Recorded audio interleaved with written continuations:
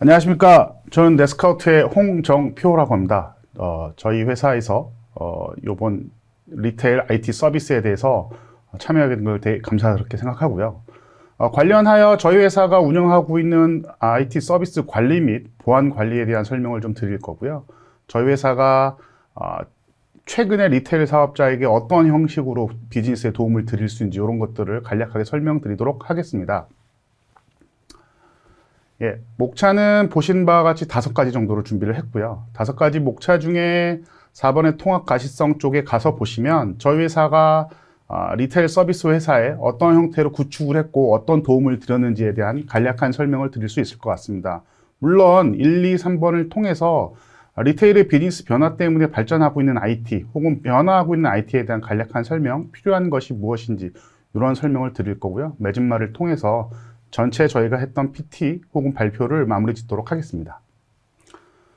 우선은 리테일 비즈니스의 변화입니다. 이거는 뭐 제가 말씀드리지 않더라도 여기에 참여하시는 모든 분들이 잘 이해하고 알고 계실 거라고 생각이 되고요. 그런 것들을 통해서 비즈니스의 변화에 따른 IT의 발전, IT의 적용 혹은 흔히 말하는 디지털 트랜스포메이션을 어떻게 할 것인가 이런 얘기들을 좀 꺼내 보도록 하겠습니다. 코로나19 때문에 굉장히 오랫동안 비즈니스가 제대로 되지 않고 있었고요. 그런 것들을 통해서 올해 상반기가 지나고 나면 예전처럼 돌아갈 것이라는 얘기들이 굉장히 많이 들리고 있는데요. 그 반면에 코비드-19 때문에 생긴 리테일의 변화가 굉장히 많습니다. 물론 보시는 바와 같이 굉장히 많은 양의 매출이 올라가기도 했고요. 다음에 한때나마 오프라인 매출보다 온라인 매출이 더 높아지기도 했습니다. 그다음에 작년 11월 달이고요. 온라인 쇼핑 거래액 추이를 보면 전체 월별 15조에서 17조 정도로 예상하고 있고요. 그중에 모바일 쇼핑이 70% 이상을 차지하고 있습니다. 그래서 보시는 바와 같이 굉장히 많은 양의 온라인 매출이 리테일에서 발생하고 있고요.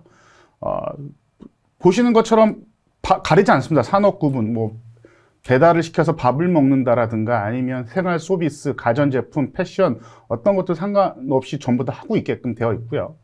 온라인 매출의 비중은 점점 좀 높아질 것이다라는 것들이 대개의 관측입니다. 보시는 것처럼 이러한 변화들이 있죠. 코비드-19에 따른 비대면, 온라인 매출이 오프라인 매출을 추월하거나 유통 플랫폼이 확대되고 있죠. 쿠팡, 위맵, 티켓몬스터 이런 여러 가지 소셜 쇼핑들이 발전하고 있고요. 이런 것들과 더불어서 아마존이 주도하고 있는 디지털 네이티브의 성장과 확대가 같이 되고 있다고 보시면 될 것 같습니다. 예를 들면 이런 것들이라고 보실 수 있어요. 이런 라이브 쇼핑들이 점점 늘어나고 있죠. 그랩이라든가 아니면 쿠팡이라든가 네이버라든가 혹은 페이먼트 서비스도 굉장히 많이 늘어나고 있습니다. 예전에는 카드사 혹은 ISP를 통한 벤사를 통해서 했다라면 스타트업을 포함한 유니콘 기업들 혹은 유통을 책임지는 쿠팡 같은 데도 쿠팡페이를 내놓고 있고요. 네이버페이, 카카오페이 굉장히 많은 페이먼트 서비스들이 있고요. 그 다음에 기존에 하지 않았던 많은 사업자들이 온라인 쇼핑 플랫폼으로 참여하고 있습니다. SSG, 롯데온, 기존에 광자였던 이베이나 쿠팡은 말할 것도 없고요. 그 다음에 한국에 굉장히 많이 특화되고 한국에서 굉장히 많이 빨리 성장한 것들도 있죠. 배달의 민족, 요기요, 쿠팡 이츠, 그 다음에 배달통닷컴 이런 굉장히 많은 것들이 있고요. 전문 쇼핑 브랜드들도 굉장히 많이 나왔습니다. 에이블리, 지그재그, 무신사 이런 그리고 한국에서 볼 수 있는 독특한 사업 중에 하나가 이런 것들 있죠. 중고나라, 당근마켓, 번개장터, 그 다음에 로켓, 직구 혹은 11번가가 아마존이랑 같이 코업을 하고 있는 분야들. 이렇게 끝나는 것들이 아니라 오프라인도 역시 마찬가지로 굉장히 온라인의 비즈니스 플랫폼을 많이 이용하고 있습니다. 요즘에는 모든 편의점 사업자들이 가지고 있는 앱들이 있죠. 나만의 냉장고라든가 1+1을 본다든가 마케팅에 참여한다라든가 아니면 여러 가지 방법들이 있고요. 아마존과 같이 OTT 플랫폼을 운영하고 있고 고객들 서비스를 확대하는 것들도 있고요. 한국에서 특히 많이 특화되어 있는 로켓 배송, 로켓 프레시, 마켓컬리, 샛별 배송, 새벽 배송, 야간 배송 굉장히 많은 배송 서비스들을 하고 있습니다. 이 모든 것들이 기반한 것들은 IT 서비스입니다. 사용자들이 모바일 혹은 핸드폰, 스마트폰으로 뭔가를 하고 있을 때 뒤에서 백그라운드에서는 굉장히 많은 일들이 벌어지고 있죠. 많은 물류센터들이 움직이고 있고요. 그다음에 사업자 전용 혹은 배달 전용 어플리케이션을 통해서 그 서비스를 제공하는 사업자들도 확대되고 있습니다. 기존에는 그냥 택배기사 이런 형태였다라면 알바처럼 쓰시기도 하고요. 혹은 정규직처럼 쓰시기도 하고요. 그래서 굉장히 많은 서비스들이 리테일 쪽에 포함되어 있고 리테일 테크라는 게 점점 발전하고 있음에도 불구하고 많은 부분들은 잘 모르거나 아니면 지나치는 부분들이 있습니다. 그런 부분에 대해서 오늘 조금 더 얘기해 보고자 하고요. 이러한 많은 서비스들이 IT화 됐기 때문에 디지털 트랜스포메이션을 이뤘지만 그렇기 때문에 또 반대급부로 점점 서비스 아키텍처가 복잡해지고 있습니다. 기술 변화에 따른 복잡한 아키텍처를 잘 관리하는 방안들에 대해서 다음 장에 좀 알아보겠습니다. 제가 복잡해지는 서비스 아키텍처라고 했는데 기존보다 굉장히 많이 복잡해졌어요. 클라우드라는 것들이 나오면서 좀 더 복잡성을 가시화했고요. 예전부터 얘기했던 서비스 오리엔티드 아키텍처, 그러니까 서비스를 중단 없이 하겠다. 이런 것들을 구현한 마이크로 서비스 아키텍처들도 나왔고요. 그런 것들에 대한 것들을 간략하게 좀 보겠습니다. 예전에는 되게 단순했어요. 이런 식이었죠. 프론트엔드, 백엔드, 웹아스 DB가 있고, 그래서 데이터를 왔다 갔다 하고 뭐 이런 것들이 있다라면 이런 기술들이 퍼블릭 클라우드에 탑재되기도 하고요. 혹은 프라이빗 클라우드 기술이 같이 발전하기도 하고요. 혹은 SDN, SD-WAN, 혹은 SDDC 이런 것처럼 데이터 센터 전체를 가상화하면서 네트워크까지 가상화하기도 하고요. 저커나 쿠버네티스 같은 마이크로 서비스 아키텍처 기술이 나오기 시작했습니다. 마이크로 서비스 아키텍처를 간단하게 표현하면 이렇게 표현할 수 있을 거예요. 어떤 사용자 접점에 있던 그 사용자 접점에 상관없이 서비스를 운영하고 서비스는 단위, 펑션 단위로 잘게 쪼개진다. 그래서 운영의 편의성을 높이고 서비스를 중단 없이 할 수 있으며 굉장히 여러 가지 일들을 동시에 처리할 수 있다. 이걸 제가 단순화해서 했지만 이런 구조라고 보시면 될 것 같습니다. 굉장히 복잡해 보이죠. API 게이트웨이가 있고 API 게이트웨이를 거쳐서 서비스의 접점이 나누어지고 나누어진 서비스의 접점은 데이터를 쌓는 공간조차 예전처럼 한 통에 놓는 게 아니라 여러 군데로 쪼개서 놓죠. RDB를 쓰거나 빅데이터 플랫폼을 쓰거나 아니면 자체적인 DB 형태를 쓰거나 굉장히 많이 복잡해지고 있습니다. 그래서 서비스의 아키텍처는 어떻게 변화하고 있냐면 이렇게 변화하고 있어요.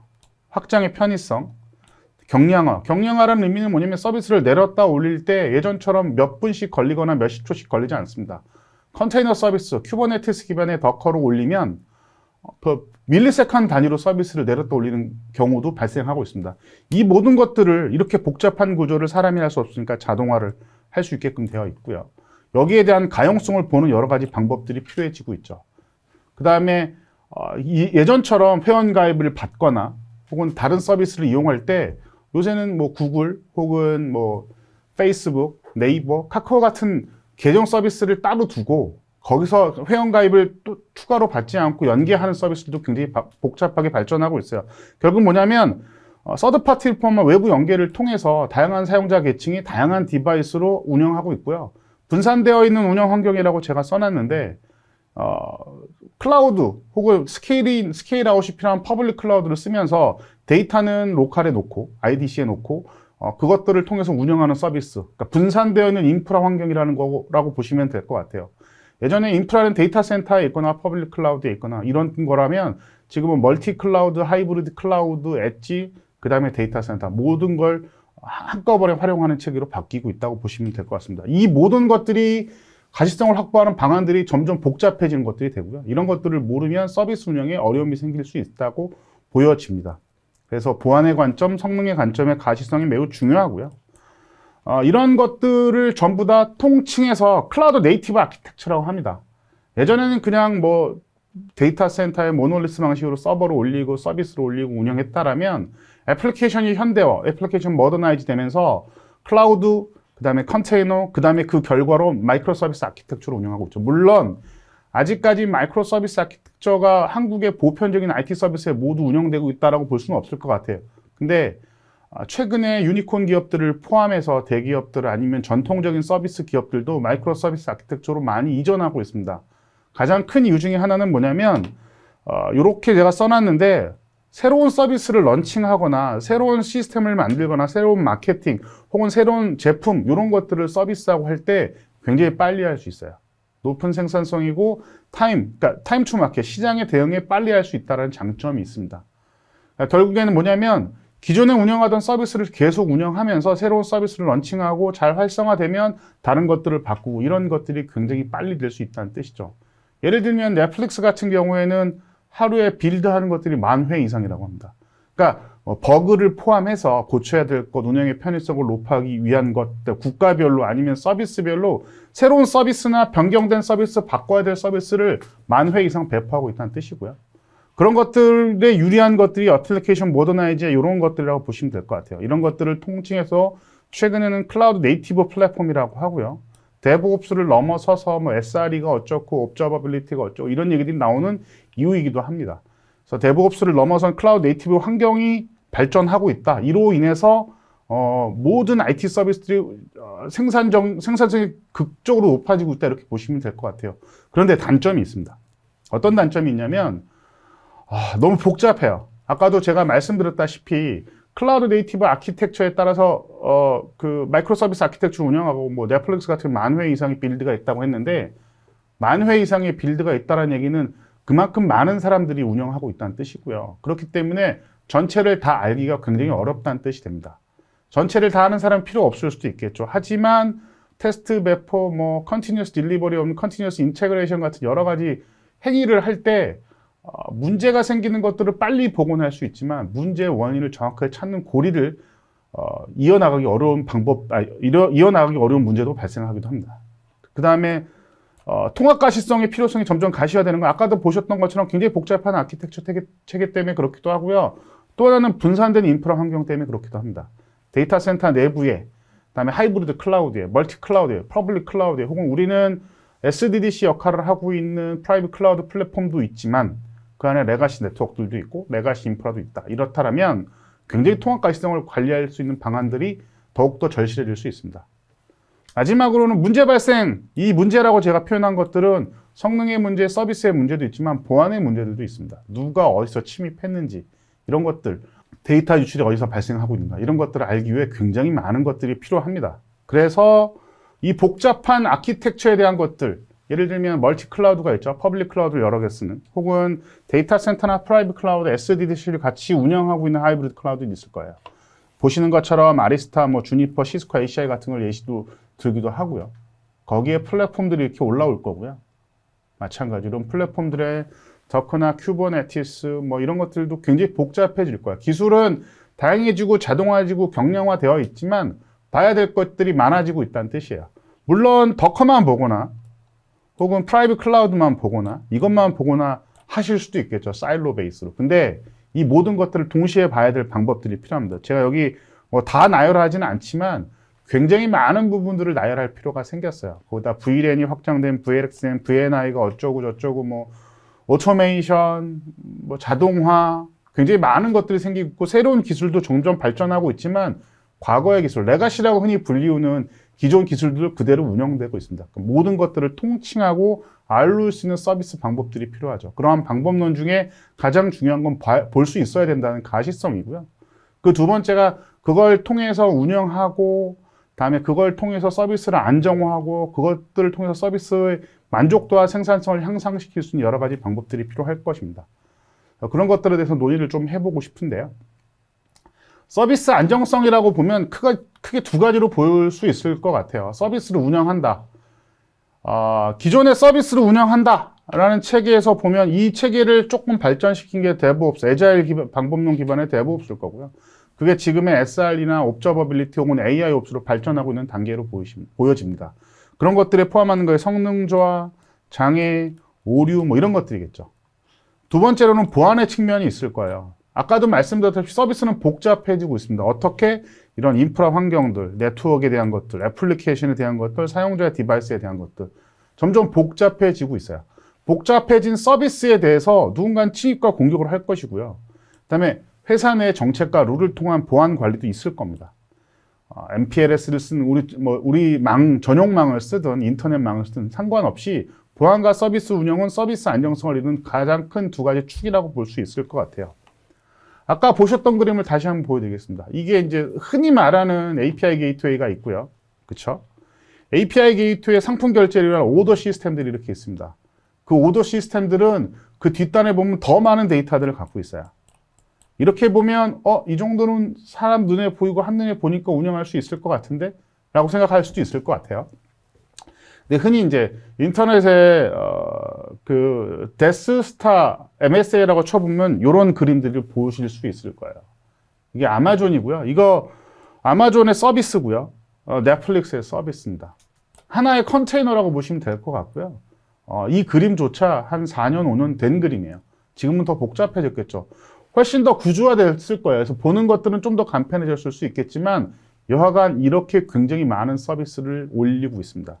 가령 예를 들면 2018년 정도, 19년도 기준으로 말씀을 드리면 쿠팡 같은 쪽에서 마이크로 서비스 아키텍처를 운영하는 펑션 서비스가 이미 400개를 넘어섰다고 쿠팡 블로그에 볼 수 있어요.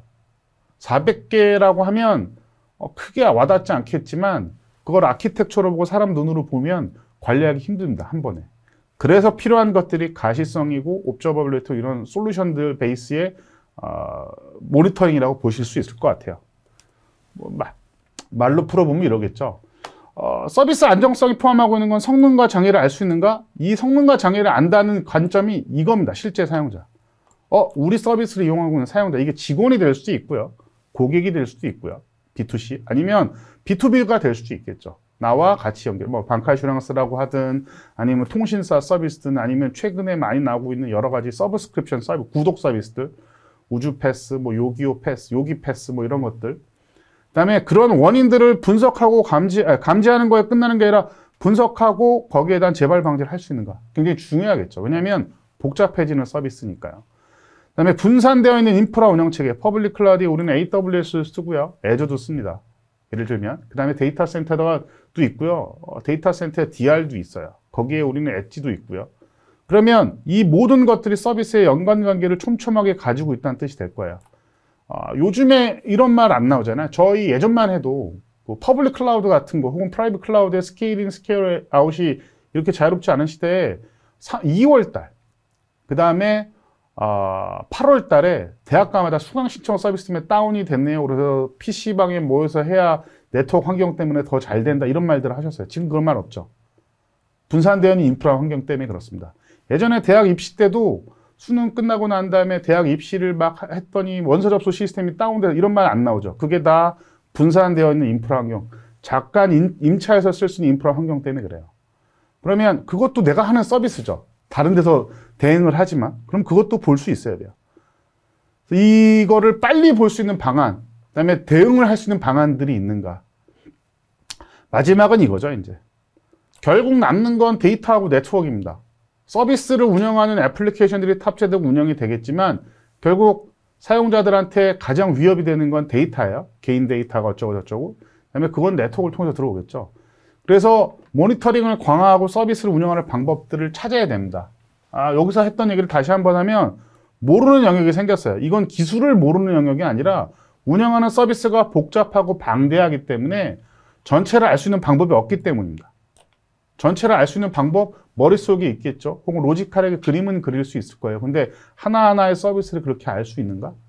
두 번째로는 기술이 굉장히 빨리 발전하고 있습니다. 예전에 웹아스DB 시절 마이크로소프트의 계열, 단넷 계열의 뭐 C샵이나 뭐 비주얼 베이직 이런 계열, ASP, JSP, 서블릿 혹은 PHP, 자바, 스프링 이런 것들이었다가 이제 파이썬이 갔다가 뭐라 갔다가 펄, 루비 뭐 자바스크립트도 점점 서버 사이드에 노드.js 뭐 이런 것들. 그러니까 관심 없는 기술도 해야 돼요. 알아야 돼요. 그걸 자세히 할 필요는 없지만 그 다음에 이런 것들도 있죠. 나와 남의 경계가 모호하다고 하는데 예를 들면 이런 거예요. 은행 앱들을 쓰시면 위변조 방지 시스템을 갖다 와야 돼요. 그 다음에 지금 리테일에서 쓰고 있는 수많은 그 앱들, 쇼핑을 위한 앱들도 보면 뭐 페이먼트 서비스를 연동하거나 아니면 등재하거나 해야 되기 때문에 보안성이 점점 넓어지고 있고 복잡해지고 있고 금융 서비스를 연결하셔야 됩니다. 그러니까 나하고 남이 모호해지고 있어요. 나 때문에 생긴 문제야? 남 때문에 생긴 문제야. 우리 회사가 해킹당할 때 남을 통해 들어왔어? 아니야. 이런 것들을 다 확인하실 수 있어야 됩니다. 그다음에 데이터가 늘어나고 데이터를 저장하는 공간, 방식, 그다음에 장소가 점점 다양해지고 있는데 그런 것들을 솔루션을 통해서 선제 대응할 수 있는 방안들을 좀 찾으실 필요가 있겠죠. 그래서 어떤 것이 신뢰할 수 있는지 뭐 이런 것들을 좀 확인해야 되는데 그런 것들을 할 수 있는 방법들이 별로 없어요. 그래서 필요한 것들이 안정성을 위한 여러 가지 가시성 도구들입니다. 예를 들면 이런 것들이죠. 서비스에 대해서 한 번에 볼 수 있는 서비스 대시보드라고 저희 회사 하는 것들인데요. 애플리케이션, 네트워크가 아니라 서비스 개념으로 보시면 돼요. 인터넷 뱅킹. 예를 들면 혹은 로켓 배송, 로켓 프레시, 아니면 샛별 배송, 아니면 상품 검색, 아니면 상품 조회, 상품 결제, 이런 서비스 단위로 묶어서 볼 수 있는 방법들이 좀 필요하고요. 두 번째는 이것들이 보안의 관점, 그다음에 서비스 성능의 관점에서 한 번에 볼 수 있는 방법들이 필요합니다. 우리 네트워크에 들어올 때 우리 네트워크에 어떻게 들어왔는지, 그래서 네트워크와 인프라를 동시에 볼 수 있는 방법들, 그다음에 그렇게 해서 운영되는 서비스가 잘 운영되고 있어. 뭐 그림은 제가 나중에 보여드릴 거예요. 서비스별로 네트워크 입장에서, 서비스의 입장에서, 애플리케이션 입장에서, 트랜잭션의 입장에서, 혹은 당연한 오류의 관점에서 볼 수 있어야 되고요. 아까 보신 것처럼 이런 맵들을 그릴 수 있어야 돼요. 마이크로 서비스 아키텍처는 굉장히 복잡한 구조로 되어 있습니다. 그거를 단위 서비스별로 잘게 쪼개서 보거나 아니면 전체를 보거나 할 수 있는 방법들이 있어야겠죠. 전체 아주 복잡한 맵을 보더라도 드릴 다운 하거나 익스펜드 하면 이렇게 확장하거나 혹은 드릴 다운해서 볼 수 있는 방법들이 필요하고요. 문제에 대해서도 빨리 찾을 수 있는 방법들이 필요합니다.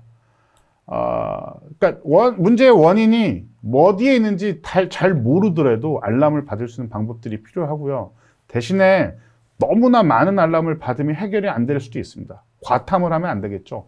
그런 것들에 대한 방법, 장비 스스로, 솔루션 스스로, 혹은 데이터 스스로 학습할 수 있는 방법들을 좀 찾아야 되고요. 그게 아까도 제가 말씀드렸습니다만은 결국엔 최종 사용자 관점이 필요합니다. 이게 사용자 IP 어드레스가 있는 쪽인데, 실제 사용자가 어떻게 느끼고 있는지, 그게 나한테 서비스를 받는 고객이어도 상관이 없고요. 제가 운영하고 있는 서비스의 직원이어도 상관이 없습니다. 그래서 우리가 하고 있는 것들이 잘 하고 있는지, 실제 사용자한테 어떻게 느껴지게 하고 있는지, 실제 사용자의 체감 성능은 어떠한 것들인지, 이런 것들을 확인할 수 있는 방법들이 필요합니다. 그래서 통합 과시성이 필요하다고 말씀을 드리는 것들이고요. 물론 제가 지금 제시한 이 여러 가지 스크린샷보다 훨씬 더 많은 것들이 있을 거예요. 그런 것들을 어떻게 아우르고 오케스트레이션 할 건지, 쿠버네티스를 통해서 서비스만 오케스트레이션 하는 게 아니라 서비스를 보는 관점들도 통합적으로 관리하고 오케스트레이션 할 필요가 있습니다. 통합 운영, 뭐 이런 것들이, 조화롭게 운영, 이런 것들이 필요할 수 있습니다. 그래서 네스카웃이 얘기하고 있는 통합 가시성이 무엇인지, 예전에는 이제 비지빌리티라는 용어를 많이 썼는데, 혹은 모니터링이라는 용어를 많이 썼는데, 요즘에는 뭐 업저버빌리티나 SI라는 용어도 많이 변경이 되고 있죠. 그래서 SRE 같은 경우에는 하나의 잡, 혹은 하나의 역할, 혹은 하나의 팀 같은 거라서 SRE한테 필요한 것도 결국 가시성이에요. 그러니까 이게 확장되고 넓혀지는 개념이라고 보시면 될 것 같고요. 이거는 이제 가상의 서비스를 이렇게 한번 만들어 본 거예요. 예를 들면 이런 거죠. 인터넷을 통해서 서비스를 이용하시는 분들도 있을 거고요. 내부 사용자들도 있을 거고요. 아니면 우리 지사나 지점 같은 것들도 있을 거죠. 거기에 SD-WAN 혹은 SDDC, 마이크로 서비스 아키텍처를 위한 프라이빗 클라우드, 아니면 레가시, 퍼블릭 클라우드, 사스 혹은 인터넷 서비스, 굉장히 많은 것들이 있을 겁니다. 결국에는 어떻게 사용하고 계시냐면 사용자들이 트랜잭션을 이용하는 거예요. 서비스를 이용한다고 하는데, 예를 들면 뭐 하나 클릭하면 상품을 결제한다. 물론 그 내부적으로는 굉장히 복잡한 일들이 있고 서드파티로 왔다 갔다 하겠지만, 사용자 입장에서는 그냥 손가락으로 뭐 하나 클릭하는 거죠. 선택하는 것도 클릭이고요. 스와이프하는 것도 클릭이라고 보실 수 있고요. 결제도 클릭입니다. 그래서 결국 봐야 될 건 뭐냐면 최종 사용자예요. 여기, 혹은 여기, 혹은 여기입니다. 생산성 향상, 고객 서비스, 그다음에 관리 체계, 이런 것들이라고 볼 수 있죠. 그래서 결국 최종 사용자 환경을 모니터링 할 수 있는가? 라는 것들이 필요할 거고요. 와이파이, 이더넷 혹은 모바일 네트워크, 이런 것들도 필요하겠죠. 그 다음에 이렇게 관리되지 않은 네트워크들, 이런 네트워크들을 내가 볼 수 있나? 전용선 서비스가 아니라 그냥 사스를 쓰거나 아니면 인터넷 서비스일 때 홉바이홉으로 레이턴시를 볼 수 있어? 이런 것들도 확인이 필요하겠죠. 그 다음에 보시는 것처럼 데이터 센터가 있고요. 데이터 센터 내부에도 프라이빗 클라우드, SDDC 뭐 이런 각가지 기술들이 있고요. 당연히 퍼블릭 클라우드도 있죠. 그러면 데이터 센터와 클라우드를 볼 수 있는 방법들이 있나? 기술적으로 보면 이런 것들이에요. 이런 굉장히 많은 플랫폼들이 있죠. 이런 퍼블릭 클라우드 플랫폼. 그다음에 이런 프라이빗 클라우드 플랫폼, 마이크로 서비스 아키텍처, 혹은 이런 뭐 사스나 퍼블릭 클라우드에서 운영하고 있는 애플리케이션들, 뭐 세일즈포스.com, 뭐 워크제 이런 것들은 한국에서도 굉장히 많이 쓰이고 있죠. 그다음에 코비드가 되면서 줌을 포함한 화상 회의 시스템들도 굉장히 많이 쓰고 있어요. 마이크로소프트 팀즈, 시스코 웹엑스, 줌, 뭐 정부 공공기관 건 또 따로 있고요. 그래서 이런 것들을 볼 수 있는 통합 가시성이 필요해요. 환경에 구애받지 않아야 된다는 얘기고요. 환경에 구애받지 않으려면 어떻게 해야 되는지, 뭐 데이터를 수집하는 방법들을 조금 나열한 것들이고요. 보시는 것처럼 네스카웃이 제공하는 데이터 수집 방법은 실제 사용자 환경에서 수집하는 데이터를 수집하는 방법들이 있고요. 혹은 센터 내부나 퍼블릭 클라우드에 수집하는 방법들도 있습니다. 물론 사스 애플리케이션은 뭘 설치할 수 없으니까 이 자체를 설치하는 건 아니지만 여기에 들어가는 것들을 사용자 환경을 모니터링함으로 해서 뭔가 모니터링을 분석을 하거나 이런 체계들을 가질 수 있다, 이렇게 보시면 될 것 같습니다. 그래서 전체 통합 가시성, 홀리스틱 뷰 혹은 홀리스틱 비지빌리티 혹은 업저버빌리티 이런 것들을 가져야 될 필요성이 좀 있고요. 그 다음에 이거는 저희 네스카웃이 운영하고 있는 보안 플랫폼 중에 하나입니다. 지금도 호라이즌 네스카웃.com에 가서 보실 수 있고요. 보시면 이런 사이트에 가서 보실 수 있습니다. 여기 지금 전 세계에서 가장 큰 사이버 위협, 스레드 인텔리전스를 갖고 있는 DB입니다. 전 세계 3분의 1 정도의 인터넷을 보고 있고요. 보시는 것처럼 400개의 SP 서비스 프로바이더와 협업을 하고 있습니다. 이미 이제 가지고 있는 이 300만 개, 700만 개에서 1000만 개 이상의 위협이 있고요. 멀웨어만 해도 20만 개 정도를 캐치하고 있어요. 그래서 굉장히 방대한 것들이죠. 그래서 이 얘기는 뭐냐면 내가 보안 위협에 대한 DB가 없더라도 이 솔루션을 통해서 얻을 수 있는 게 굉장히 많다는 뜻입니다. 그래서 다시 한번 말씀을 드리면 아까 보셨던 거하고 똑같아요. 데이터를 수집하는 여러 가지 방법들이 있을 거고요. 그 수집하는 방법의 데이터들을 이렇게 끌고 와서 보실 수 있습니다. 여기 네스카 솔루션들이고요. 이런 솔루션들을 통해서 데이터를 수집하고 수집한 데이터에 스레드 인텔리전스 AIF라는 걸 엮어서 통합 가시성표를 이렇게 확인하실 수 있습니다. 거기에 프라이빗 퍼블릭 클라우드를 운영하는 방법들까지 제공해요. 저희 서비스를 간단하게 표현하면 이렇게 표현할 수 있을 것 같아요. 분석하는 솔루션이 이 두 개가 있습니다. 성능 분석, 서비스 분석, 보안 분석. 데이터 소스는 하나예요. 그러니까 하나의 데이터 소스를 가지고 여러 가지로 활용할 수 있다는 거죠. 통합 가시성을 서비스하고 성능 관점에서 볼 수 있지만 서비스와 보안 관점에서도 보실 수 있어요. 물론 여기 있는 데이터들은 이렇게 다 익스포트하는 기능들을 갖추고 있기 때문에 운영하시는 AI 옵스나 혹은 다른 연계 빅데이터 솔루션이랑 연계해서 보실 수 있습니다. 다음부터는 제가 저희 회사의 사례를 보여드릴 거예요. 저희가 실제로 구축한 사례들이고요. 뭐 고객사를 지금 말씀드릴 수는 없지만 보시는 것처럼 고객사는 좀 가려놨습니다. 죄송합니다. 보시는 것처럼 하나의 대시보드를 가지고 여러 가지 구간을 볼 수 있어요. 예를 들면 동일한 서비스인데 클라우드를 거친 구간, UC나 컨택센터, 사무실, VDI 존, 클라우드하고 DC 간의 성능 차이 이런 것들을 보실 수 있어요. 서비스를 이렇게 나눌 수 있다는 거죠. 보시는 것처럼 서비스에 대한 관점으로 이렇게 대시보드를 끄면서 TCP의 리트랜스미션이 31%니까 어딘가에 네트워크 구간에 이상이 있어요. 얘를 클릭하면 이렇게 내려오셔서 보실 수 있게끔 되어 있습니다. 그래서 빠른 문제를 감지할 수 있고요. 그 다음에 부서 간 혹은 역할 간 차이가 있을 수 있으니까 이런 것들을 동시에 보실 수 있습니다. 그 다음에 기준선을 그려서 잘 안 보실 텐데 기준선이 있습니다. 이 기준선을 그려서 트렌드로 반복적으로 넘어가는지 아닌지를 확인하실 수 있어요. 예를 들면 어쩌다 한번 넘을 수 있겠죠. 원인을 모를 수도 있고. 하지만 그게 반복적인 행위인지 아닌지를 확인할 수 있는 여러 가지 방법들, 다중구조의 확인 방법들이 필요하고요. 이 다중구조를 제가 이렇게 수평적으로 나열했지만 이렇게 수직적으로 나열할 수 있습니다. 계층형으로 나열할 수도 있습니다. 이렇게 계층형 서비스 모니터링 구조를 만들 수도 있어요. 그래서 여기 보시는 것처럼 이 두 개의 서비스, 데이터 센터, 세컨더리 데이터 센터, 액티브 구조의 데이터 센터 간 통신도 이 통합적으로 보실 수 있는 방법들이 있고요. 문제가 어디에 더 많이 있는지 혹은 어디에서 더 많은 문제를 가지고 있는지 어느 구간인지 어느 센터인지 어느 네트워크인지 아까 말씀드렸던 분산되어 있는 인프라 환경이기 때문에 인프라 환경, 네트워크 환경, 서비스 환경을 통합적으로 보되 쪼개서 볼 수 있는 여러 가지 방법들이 필요하게 됩니다. 네, 그런 것들을 제공할 수 있고요. 보시는 것처럼 좀 가려놓긴 했습니다만은 네트워크 구간 여기 있고요. 그 다음에 서비스 애플리케이션이 여기 있습니다. 거기에 대한 트랜잭션들을 따로 볼 수 있고요. 혹은 실패, 장애 오류를 볼 수 있고요. 응답 시간이 네트워크적으로 지연되는지 애플리케이션 지연시켰는지, 그다음에 네트워크적으로 이상이 있으면 TCP 정보를 동시에 보실 수 있어요. 요거는 그 밑으로 이제 차트화 시킨 겁니다. 요 정보들을 이렇게 차트화 시킨 거니까 동일한 데이터라고 보시면 될 것 같고요.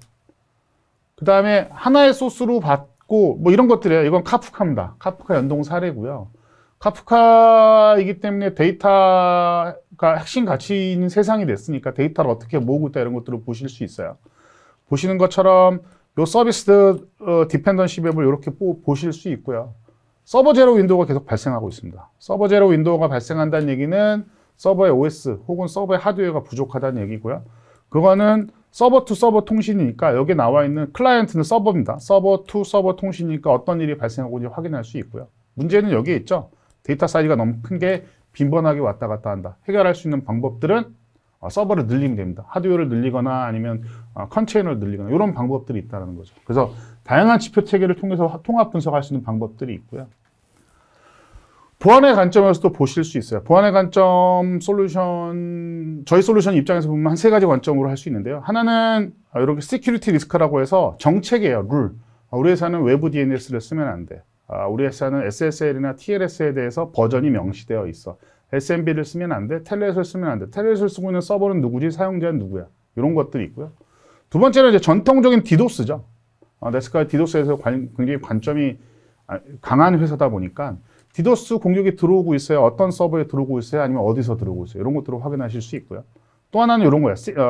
사이버 스레시라고 해서 아까 보여드렸던 AIF, 글로벌 스레트 인텔리전스 AIDB를 통해서 우리 회사 내부에 상존하고 있는 위협, 아니면 우리 회사에서 처음 봤던 위협들, 이런 것들을 보실 수 있어요.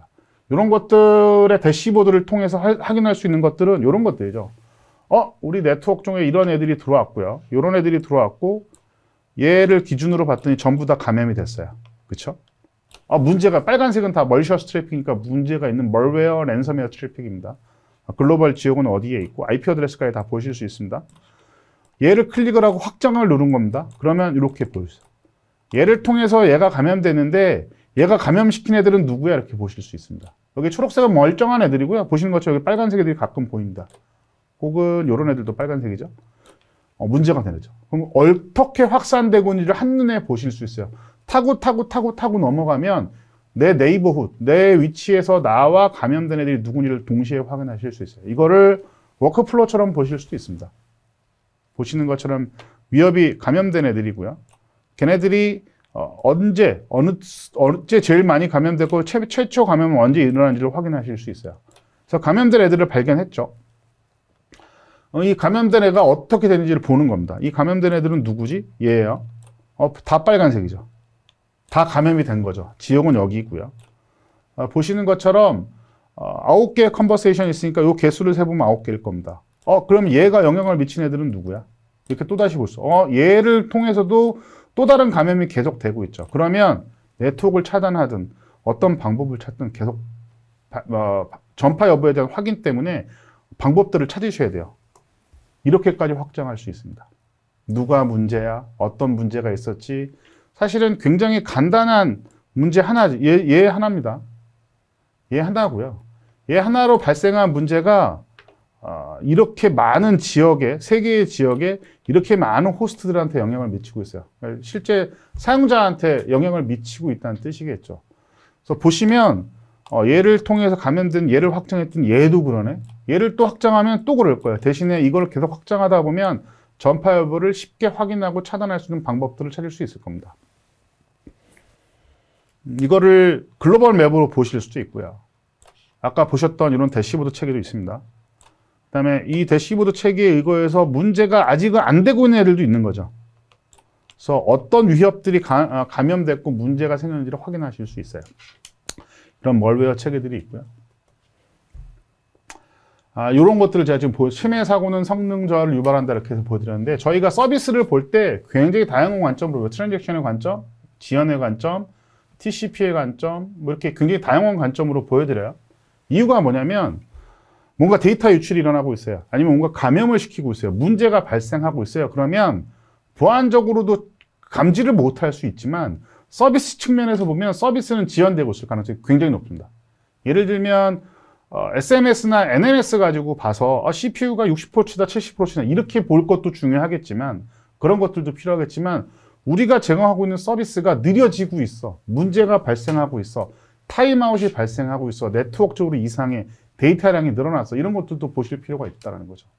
그래서 보시는 것처럼 MTU 사이즈를 보여준다라든가 리셋을 보여준다라든가 보시는 것처럼 혹은 리트랜스미션을 보여준다라든가 이런 패킷 유실 같은 걸 보여준다든가 혹은 서버에 혹은 클라이언트의 윈도우 사이즈를 보여줘서 버퍼가 부족해, OS가 이상해, 하드웨어가 부족해 이런 것들을 확인시켜준다든가 혹은 네트워크 관점 혹은 애플리케이션 관점의 지연을 보여준다든가 혹은 장애, 오류를 보여주는 것 굉장히 많은 방법들이 있습니다. 그런 것들을 통해서 해결할 수 있는 것들이 많이 있다고 보시면 돼요. 그래서 성능을 본다라는 게 서비스를 잘 제공해야지라는 측면도 강하지만 보안의 위협이 있나 없나 혹은 보안의 위협이 생겼을 때 우리 서비스는 어땠지 이런 것들을 보는 측면도 강해요.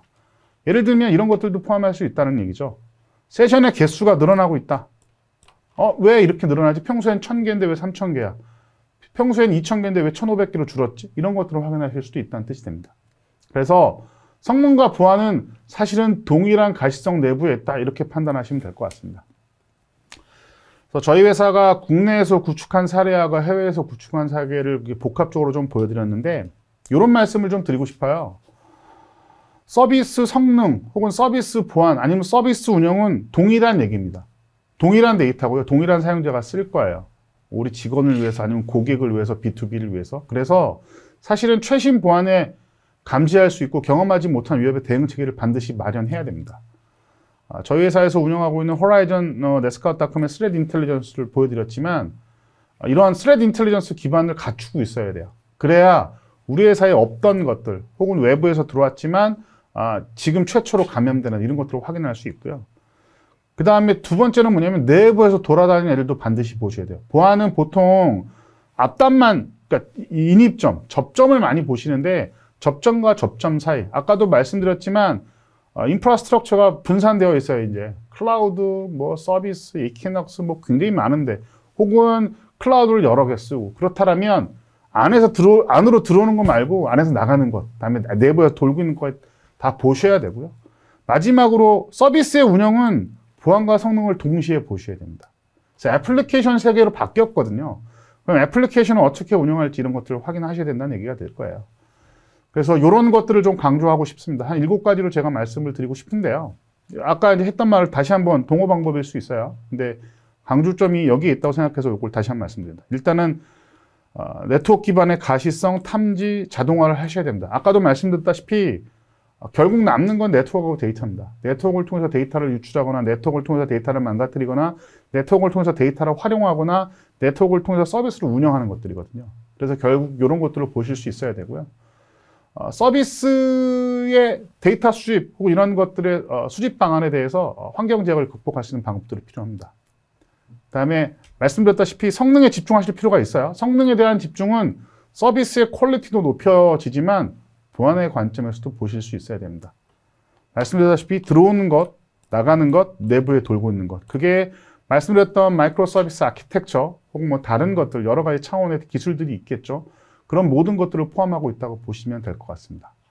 이런 것들. 그 다음에 이 6가지를 제가 나열을 했는데 이 6가지에 대한 것들은 결국 요거라고 보시면 될 것 같아요. 엔드 유저. 실제 사용자. 엔드 투 엔드. 그래서 접점과 접점은 혹은 서비스와 서비스는 혹은 사용자와 서비스는 어떻게 볼 것인가, 무엇이 발생하고 있는가, 무엇을 개선해야 되는가, 혹은 어떤 문제가 발생해서 보안적인 이슈가 되고 있는가 이런 것들을 동시에 보실 수 있는 여러 가지 방법들이 필요할 겁니다. 그래서 제가 저희 회사 솔루션을 통해서 구축한 여러 사례들을 보여드렸는데 보안과 성능 운영은 한 몸이에요. 그리고 점점 복잡해지고 있고요. 인프라팀 혹은 네트워크팀 혹은 서버팀 이렇게 예전에 사일로 베이스로 나뉘었던 부서들이 데브옵스 팀 혹은 SRE 팀으로 바뀌고 있죠. 그렇다면 동일한 언어로 통해서 동일하게 소통할 수 있는 방법들이 필요할 수 있습니다. 그런 것들이 서비스 통합 가시성이고요. 서비스 모니터링을 전제한 서비스 운영이라고 볼 수 있을 것 같습니다. 여러 가지 방법들에 대해서 좀 알아봤고요. 네스카웃이 최근에 작년부터 해서 국내에 많은 유니콘 기업들의 솔루션을 납품하고 있어요. 솔루션 구축도 하고 있고요. 그런 것들을 통해서 얻어가는, 네스카웃이 얻은 굉장히 많은 정보들도 있고요. 그를 통해서 서비스의 변화에 대응하고 발전시킬 수 있는 방법들을 좀 알고 있습니다. 그래서 그런 것들에 대한 문의나 이런 것들을 많이 주시면 저희가 최대한 저희가 도움을 드릴 수 있도록 노력하겠고요. 요런 체계들 혹은 요런 방식들, 요런 것들을 통해서 아실 수 있는 방법들을 조금 많이 찾아갈 수 있으면 좋겠습니다. 그래서 제가 준비한 PT는 여기서 마무리 지을까 하고요. 질의응답은 뭐 나중에 메일로 주셔도 될 것 같고요. 혹은 지금 채팅창에 올려와 있는 질의응답으로도 체크할 수 있을 것 같습니다. 그래서 이런 것들을 통해서 많은 형태의 서비스의 도움을 받을 수 있으면 좋겠습니다. 네스카 홍정표였고요. 지금까지 네스카 솔루션 PT를 세미나에 참여해 주셔서 감사합니다. 저 PT를 마치도록 하겠습니다. 감사합니다.